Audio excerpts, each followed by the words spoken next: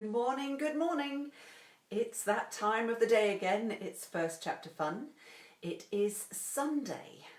We made it through another week of weirdness or isolation or whatever you want to call it, but we're here and we made it, and it's raining outside today, so it's not a very nice day, and don't tell my kids, but after I've done this, we're going to clean the house. Yay! So shh. We won't tell them that yet. So a few people have joined already, Kendra and Jennifer, and wonderful. This is great to see you all this morning. I hope everybody's well. If this is the first time that you've joined, First Chapter Fun started 13 episodes ago. Today's the 13th episode, where I read the first chapter of a book, a new book, a different book, every day. And this will continue until, I think, May the 6th. And then after that, I will drop it down to bi-weekly because, you know, got to get some stuff done, got to get some books written. Glennie has just joined us up on Facebook, and we have Jennifer who's joined in on Instagram. Good morning. I'll wave to everybody at the same time. So yesterday we had a rom-com. Good morning, Two Babes and a Bookshelf. If other people have not followed on Instagram, they really, really should. And Judy Rose is joining us as well. So yesterday we had a rom-com. I hope you enjoyed that reading. If you haven't seen it, it is saved on my Facebook page. It's actually probably still on my story, maybe for Instagram, but it's certainly on my Facebook page.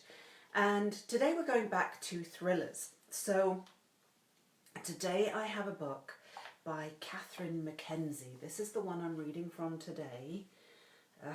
Glare again. I'll Never Tell. I hope you can... Yep, you can see that. That works. I'll Never Tell. Gorgeous cover. Really, really gorgeous cover. Good morning, Era. So let me tell you a little bit about Catherine, who she has a meeting right now that wasn't planned. So no doubt she'll be popping in on Facebook afterwards. So I'll save the post as always. Go and ask her some questions. Go and leave some comments for her, because authors always love interacting with readers, that's for sure. So Catherine was born and raised in Montreal in Canada.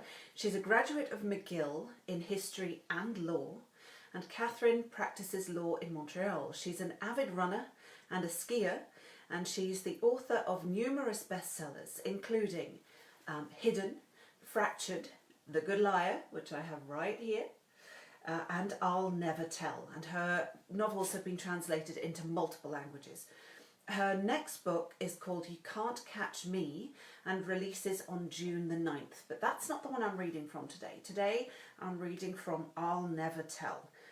So let me show you that cover again. Oops, let it flip.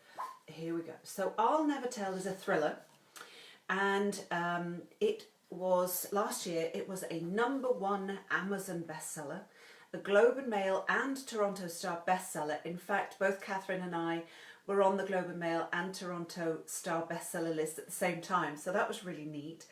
And it was shortlisted for the Hugh McLennan Prize for Fiction and optioned for a TV series by Paramount. So, you know, come on, that's got to give you all the pedigree and credentials that you need to know.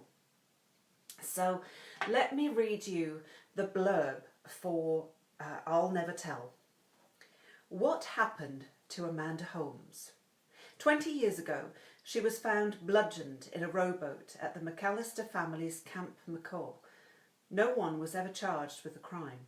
Now, after their parents' sudden deaths, the McAllister siblings return to camp to read the will and decide what to do with the prime real estate the camp occupies. Ryan needs to sell. Margot hasn't made up her mind. Mary believes in leaving well enough alone. Kate and Liddy, the twins, have opposing views. And Sean Booth, the groundskeeper, just hopes he still has a home when all is said and done. But it's more complicated than a simple vote. The will stipulates that until they unravel the mystery of what happened to Amanda, they can't settle the estate. Any one of them could have done it, and each one is holding a piece of the puzzle. Will they work together to finally discover the truth? Or will their secrets finally tear the family apart? Well, Uh-oh, just dropped my glasses, hold on. I'll Never Tell, Catherine McKenzie, is out now. So I'll read you the first chapter. There's the cover again. So you get to have a good look at it. Oh, too much glare. Oh, there we go. And I will now read you the very first chapter. Oh, Judy just asked, is her book The Good Liar the one the movie is about with Helen Mirren? No, The Good Liar with the movie Helen Mirren, that one was actually based on a book by a gentleman called Nicholas Searle. Funny you should ask, with whom I did a writing course, funnily enough.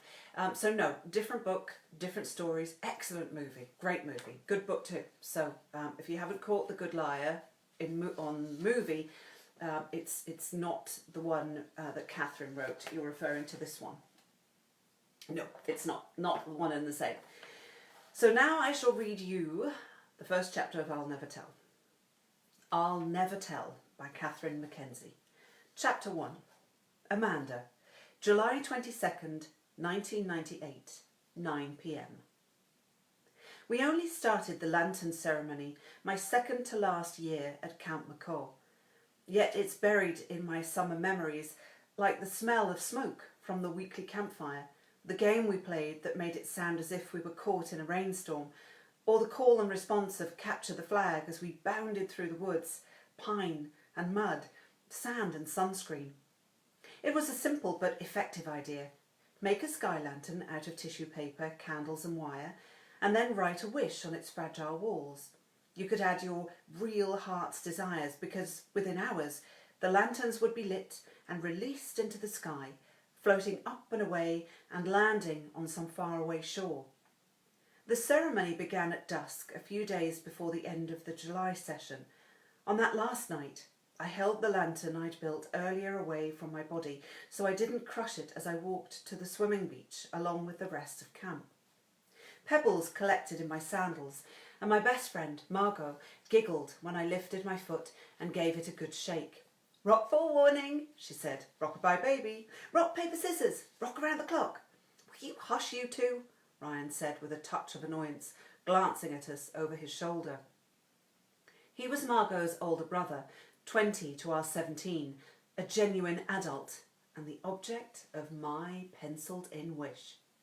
She stuck out her tongue at him, then rearranged her face in mock seriousness. As junior counsellors, we were supposed to be setting an example. Mostly we took this responsibility to heart, but we also worried our wishes wouldn't come true if we made too much noise on the way to the beach. There were rules, after all. Did the patron saint of wishes care about the giddy thoughts of girls? We weren't ready to take the risk. There were 150 of us altogether, campers and staff holding multicoloured paper lanterns, a kaleidoscope of hopes and dreams. We snaked onto the beach, our unusual silence, instead of the usual mix of French and English voices, a warning that something was coming, something important, something forever. The lake was flat, the way it often was at sunset, its brackish scent so familiar we didn't smell it anymore. Ryan led us out onto the floating docks that swayed beneath our feet. There was a wisp of wind, and the rising moon was full, a flashlight on the mirrored water.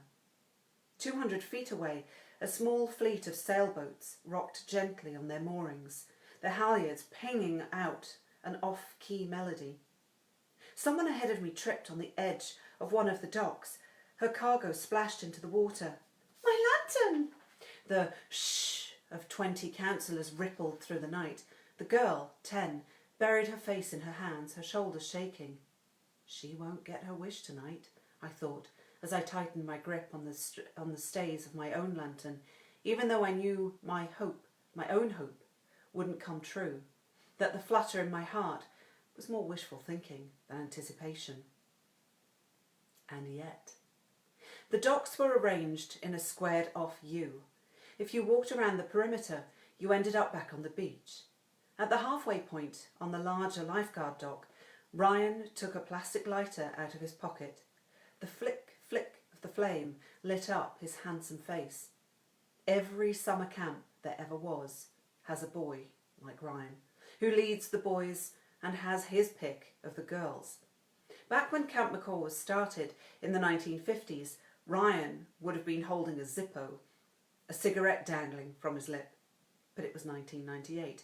He wore tethers and board shorts, and the boys kept their hair shaggy. A lighter would have to do.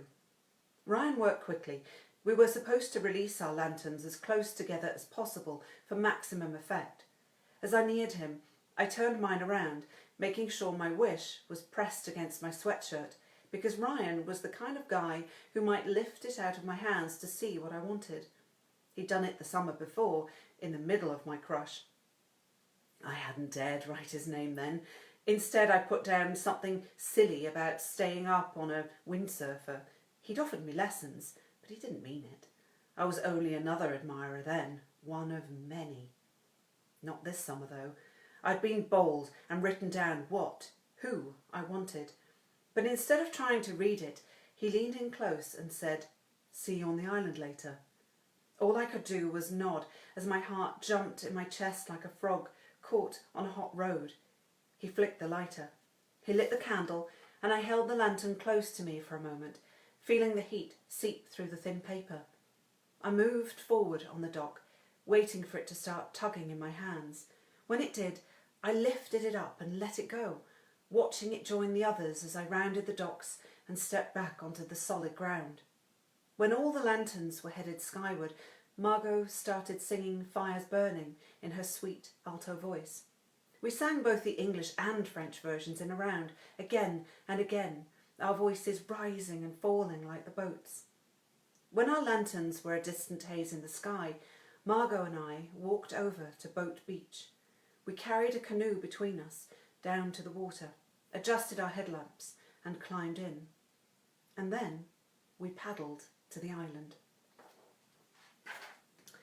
That was the first chapter of I'll Never Tell by Catherine McKenzie, a thriller which is out now. And from the blurb, there we go, from the blurb, I need to know how this ends and I need to know what happens. So that was thriller today. We have another thriller tomorrow. Let me find this one for you. This is tomorrow's book, Once a Liar, by the one and only A.F. Brady, who I like to call Cool A.F. Brady.